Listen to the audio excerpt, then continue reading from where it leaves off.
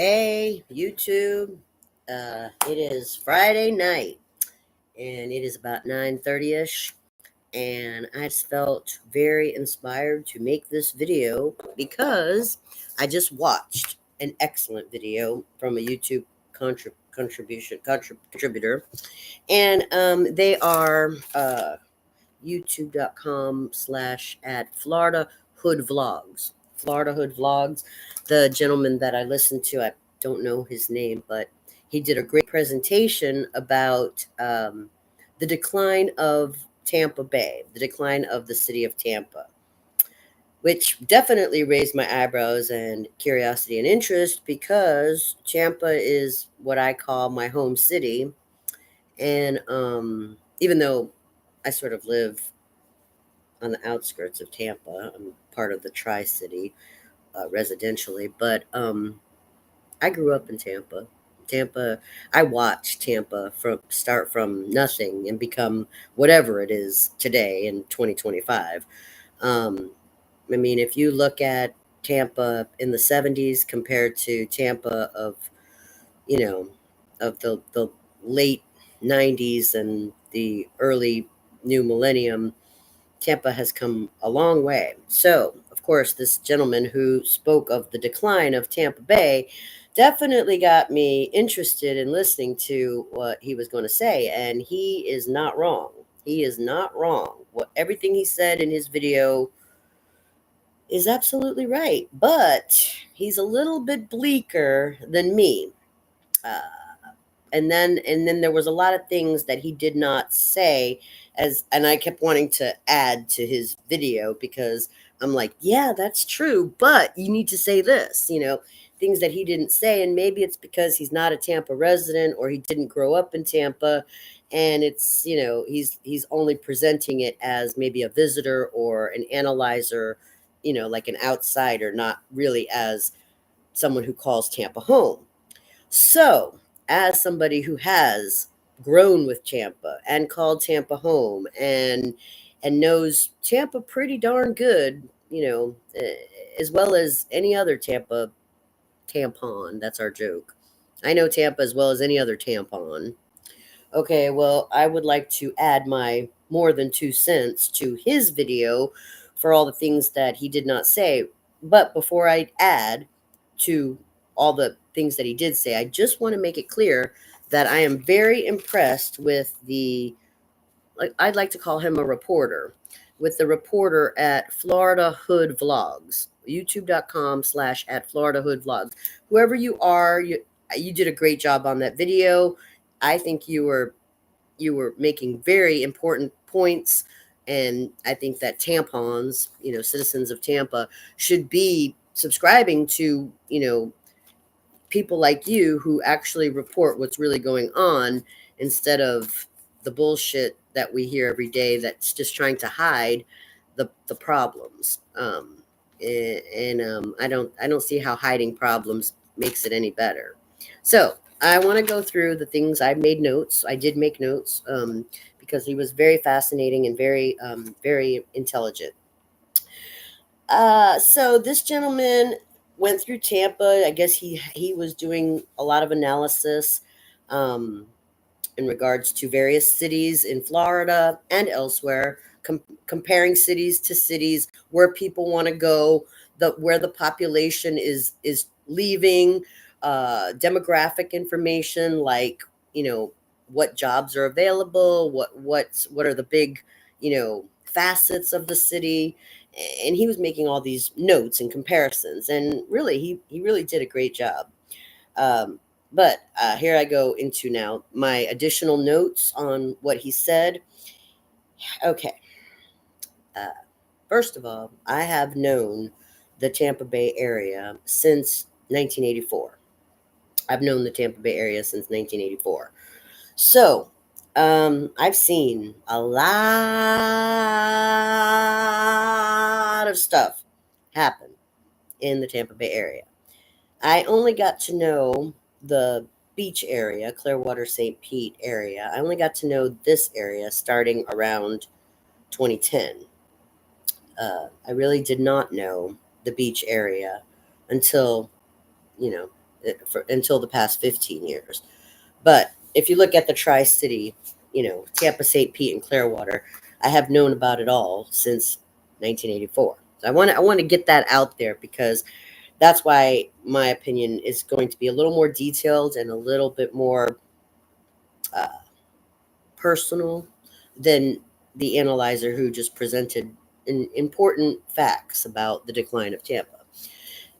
Tampa it's not over for Tampa. Okay, first of all, just because we got our championship with the Bucks and we got our championship with the Lightning and the Rays, the Rays are hurting bad. It, that doesn't mean anything. Okay, the sports teams are great. They do bring fame to the name and all that, but that is not the meat and potatoes or the heartbeat of our city.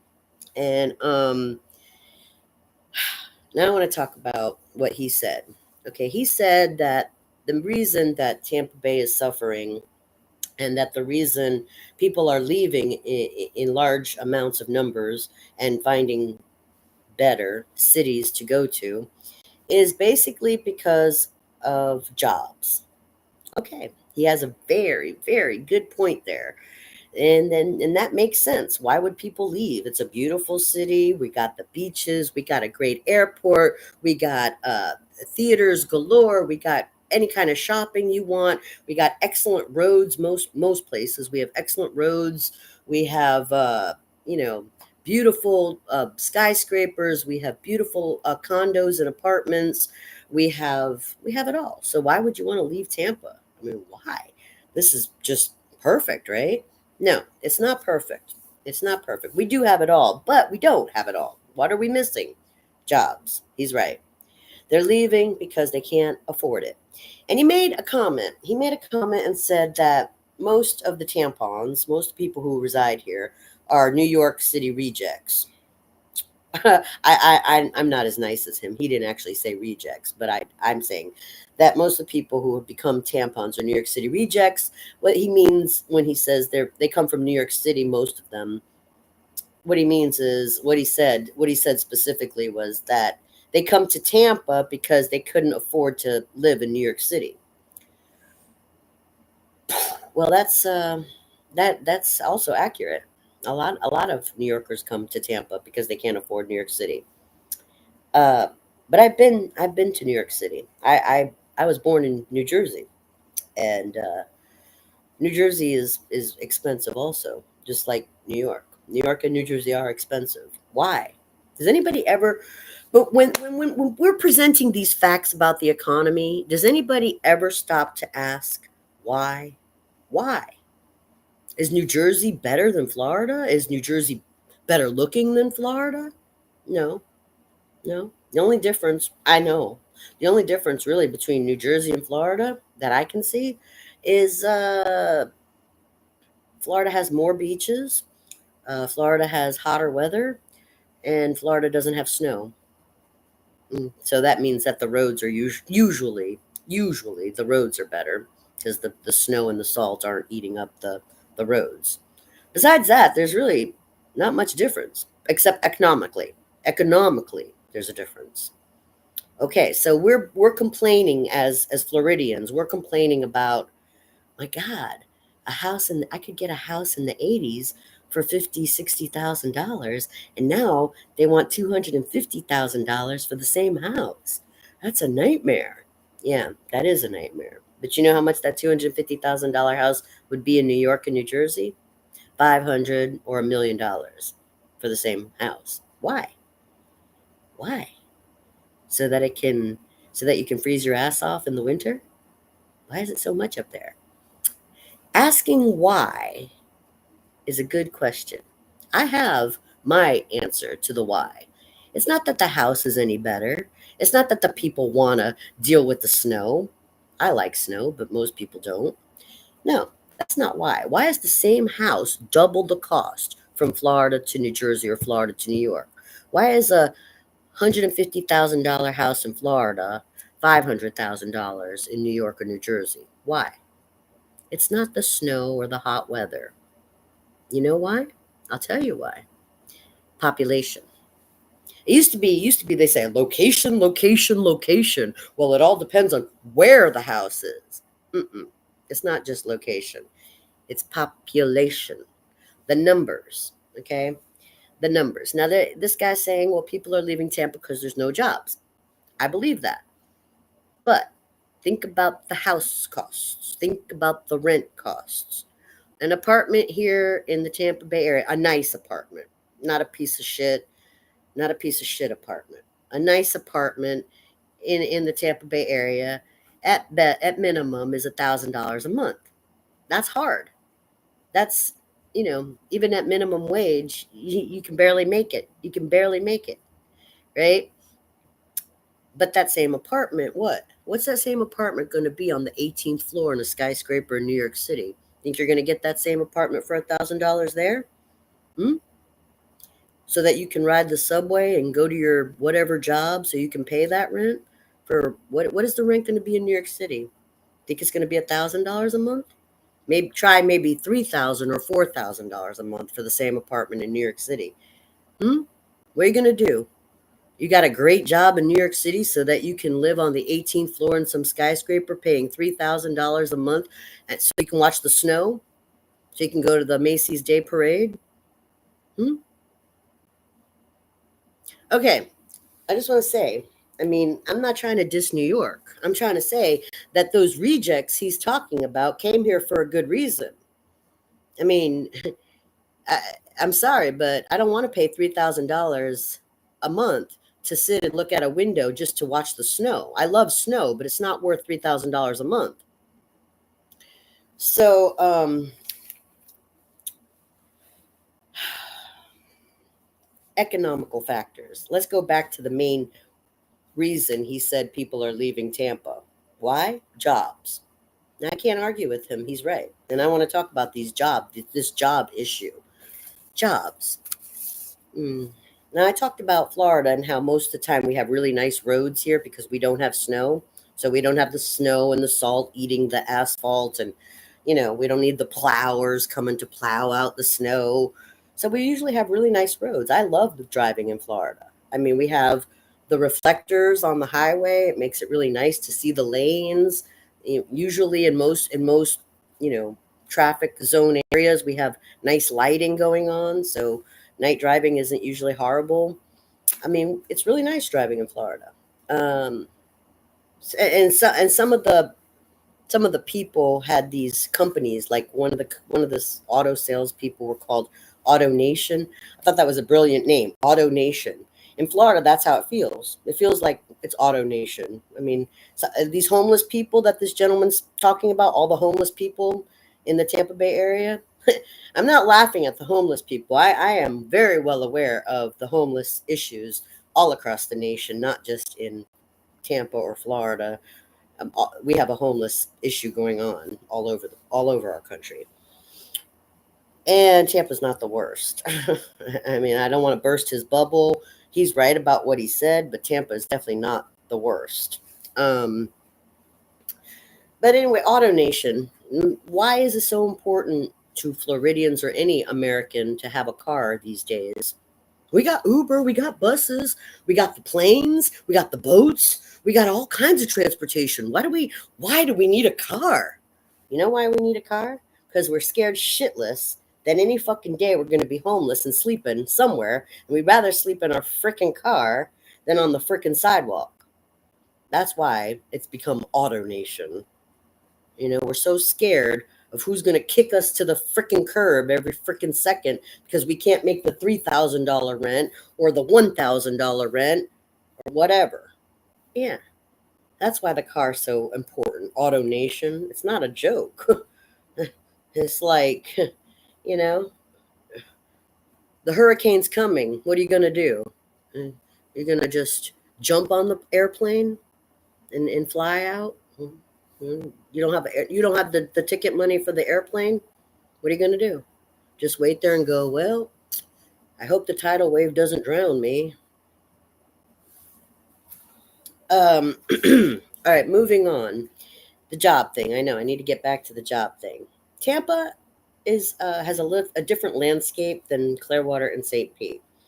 A lot of people like to praise St. Pete, and I've always praised St. Pete too. It's got a really great vibe there, and I don't like the downtown area because of there's a lot of one-way streets, but I love the downtown area because of the style of it, which is the same reason I used to love Ybor City. Ybor City, I felt personally responsible for some of the growth that occurred in Ybor City because in the 90s, I was there all the time.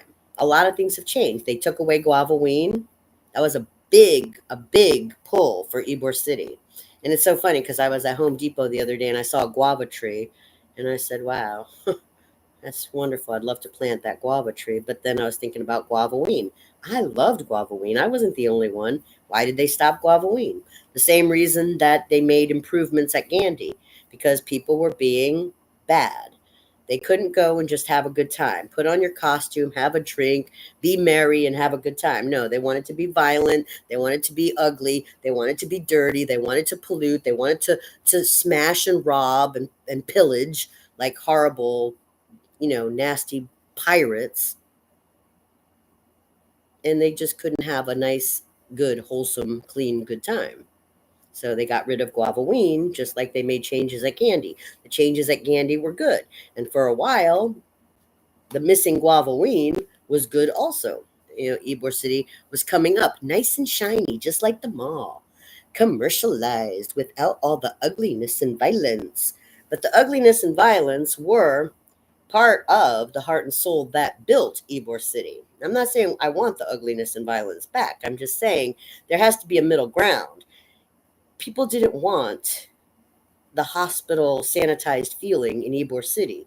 Part of that grit, part of that, seediness was some of the intrigue of Ybor City. Not just, well, they used to make cigars here. No, it was that mystery. Besides that, what else has happened to Ybor City? I went there. I used to go to Ybor City when I was 21 years old with $10 in my pocket, and I used to have a great fucking time. I could get into a club for $5. Somebody would buy me a drink. I'd dance my ass off, and parking was free. I had a blast all night.